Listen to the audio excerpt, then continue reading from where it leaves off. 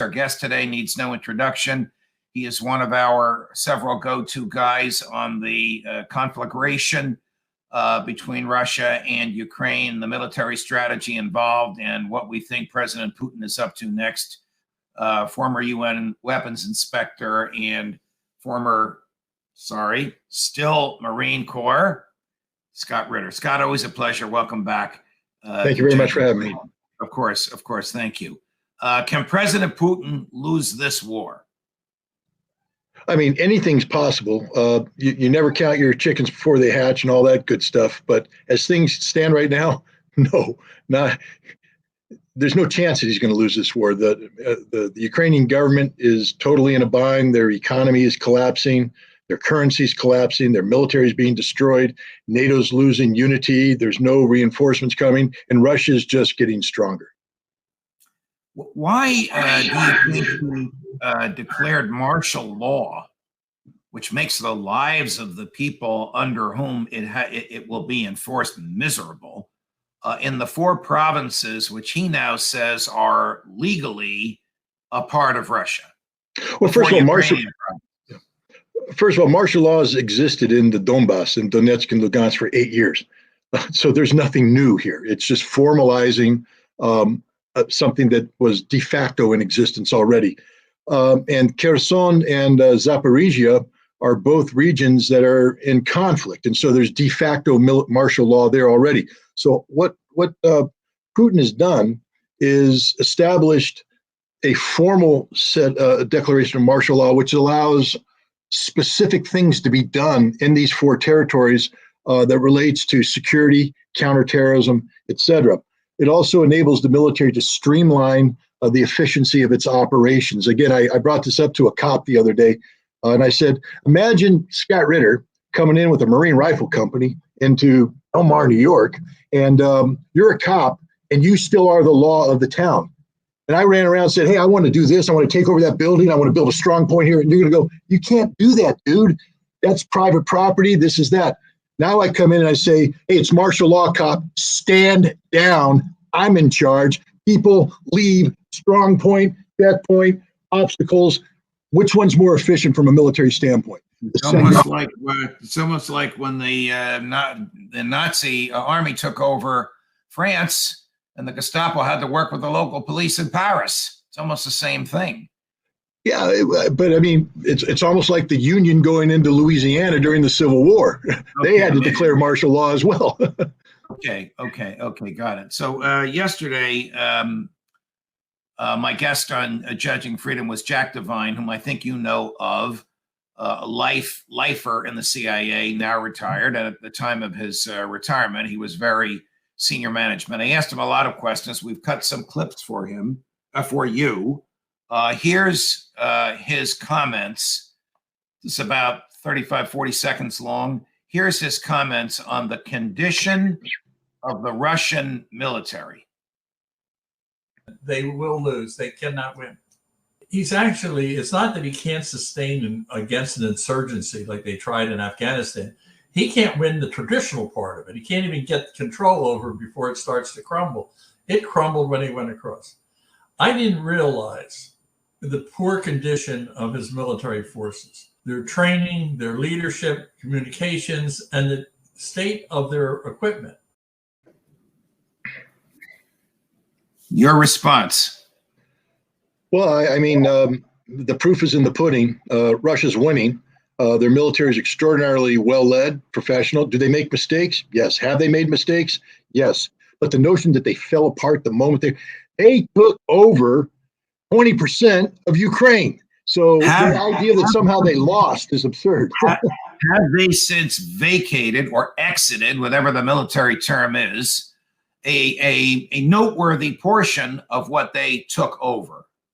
Absolutely. They traded space for time. We've had this conversation. They went in with too few resources. They tried to do too much with too little. That's changing right now. Ask Mr. Devine how the Ukrainian power grid's looking right about now. Ask him how the Ukrainian future for the winter is looking. Ask him what's happening to the vaunted Ukrainian armored corps built by NATO right now in Kherson. Ask him what the casualty ratio is right now in Kherson. Ask him what the future of Kherson is in the coming month. No, Russia's winning hands down. They're getting stronger every day. Ukraine's getting weaker. NATO's becoming more fractured. Here's your friend Jack Devine on psychological warfare being waged by President Putin. Does Putin seem to think that if he's vicious enough, attacking Ukraine infrastructure and utilities, power, heat, that NATO and the United States will either stop getting involved or force Ukraine to a negotiating table? He knows he cannot win on the battlefield. So therefore, he's not a quitter, by the way. He's going to double down. He's betting that we're weak. Cold winter. We're not going to stay the duration. We're sprinters. He's the long distance runner. And you look at what he's doing. He's firing these rockets. And it's like the old days when we've had a threat, we shoot rockets out into the desert, right? And said, oh, there, take that. So he destroys buildings and civilians. He's not winning anything on the battlefield. It's psychological. He's not winning anything on the battlefield. It's psychological. What do you say, Scott? I think General Armageddon, Surovikin, the commander, the unified commander right now, would take umbrage at everything he just said. I always laugh when people go, "Oh, he's firing." The general's actual first name is Armageddon? No, that's his nickname. Oh. Just to tell you what kind of guy he is. But the fact of the matter is, I was in Desert Storm. We kicked off that conflict with a 6-week strategic air campaign where, to quote Jack Devine, we fired missiles everywhere. But there was a purpose to that. One of the things we did when we fired missiles, Jack, was to take out the power grid, Jack, so that the Iraqi government couldn't function. And you know that. Quit making crap up. The fact of the matter is, Russia, you talk about psychological warfare, the Russians have far greater affinity for the Ukrainians than we had for the Iraqis. And that's why they've taken a different approach. Now that NATO has become totally committed, Russia's had to change its approach. And the approach they're taking now is one that more replicates professionalism we brought in terms of waging total conflict with the nation. That's the change right now. Russia is waging near total conflict against Ukraine, and they're crushing it, Jack. All right. I have one more on Jack, but I'm going to talk to you a little bit just to let your blood pressure go down. Sorry. First of all, I have nothing but the highest respect for Jack. Nothing but the highest respect. Great stuff. This is not Fox, and I don't have all the bells and whistles that I used to have. But if I did, we would have you and Jack on at the same time. And if I could afford it, I would invite you and Jack to my home, and the three of us would do our studio, and we would do this at the same time. Maybe we'll do it at Salenti's. He's got a big studio and centrally located. But I drink beer, not scotch. Right. You mentioned winter, and Jack Devine mentioned winter, and you and I have talked about winter, which is now just a month and a half, 2 months away, although it's 30 degrees out here in northern New Jersey today. Who does the cold weather favor? The Ukrainians, or the Russians? The Russians, 100%. Why? Well, first of all, war is an extension of politics by other means. So we can't just look at the battlefield, but I'll start on the battlefield. Russia is operating from a position of strength. They have gas, they have heat, they have energy, they have electricity.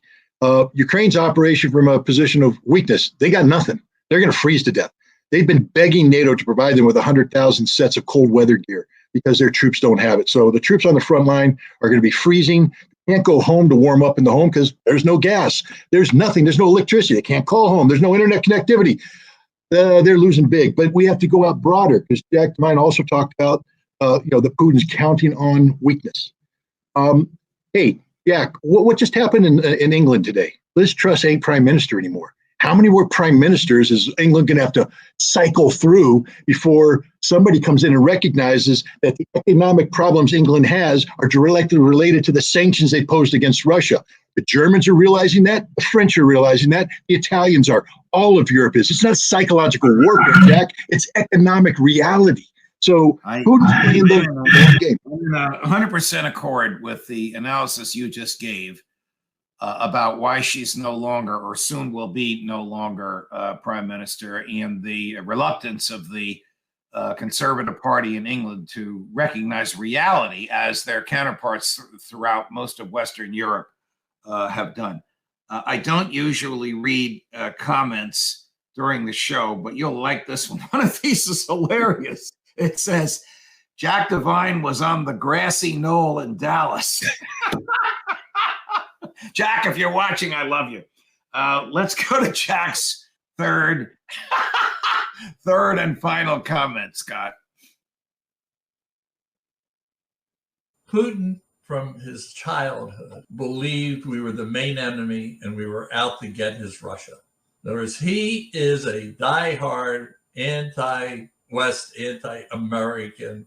I love to mention my book in this context. I was too nice to Putin. I said he was a lousy strategic guy, but he was a good tactician. I take that back. He's not a good tactician, but he is a thug. So is he animated by a hatred of the West personified by the U.S., a fear of NATO personified by the U.S., or is he a patriot trying to return to Russia that which the Western globalists have succeeded in temporarily taking away? How's that? I think it's the last one. He's a patriot. Look, he served his country in the KGB. And Jack, if you got a problem with that, then guess what? Who has a problem with you serving your country in the CIA? He served his country as honorably as you did, Mr. Devine, in a different service, not with the same level of seniority, too. Keep that in mind. He was a lieutenant colonel doing a mundane job in Dresden, Germany, when the wall came down. He went back to St. Petersburg unemployed. He drove a taxi for a while. Got a job with Mayor Sobchak's office, and anybody who dealt with him, from the U.S. consular to every non-governmental people, said he was the most honest man they ever dealt with. Never took a bribe or asked for a bribe. This kind of honesty and integrity and efficiency in operation got him moved up the ranks in Sobchak's St. Petersburg, and then over to the Kremlin, where Boris Yeltsin eventually promoted him to several positions, including the head of the FSB, the former KGB, and then ultimately handpicked him to be president. He inherited a nation that had just undergone a decade of devastation brought on by the West. But did he hate the West? No. He actually started his first years in office trying to court the West, to come up with normalcy in terms of economic relations, because he knew that Russia's best hope for an improved future was good economic relations with the West, based upon the notion of equality. No more the West coming in, buying off oligarchs, stealing everything. How about the West coming in under normal contract law and dealing with the Russians as equals? That's all Putin wanted to be treated as an equal. And by 2005, when it became clear that the United States, Great Britain, and the West was not going to do that, Putin then said that I have no choice but to go it alone. And you look at his 2007 speech he gave to the Munich Security Conference, a classic of modern political rhetoric, and you'll know where he's coming from. He's not anti-West. He's just reflecting on the reality that the West is anti-Russian. Scott, on that, we're going to end. You're at your articulate best. And now I know how to get you going. It's just to have Jack Devine hang out around here. No, if he's on the grassy knoll, no, I don't want to have any of that. He's a good shot. I don't want to do it. I'll give Jack an opportunity to respond about whether he was in Dallas on November 22nd, 1963. It's not funny. It's just funny the way it was put to us. Scott Ritter, always a pleasure. Thank you for joining us.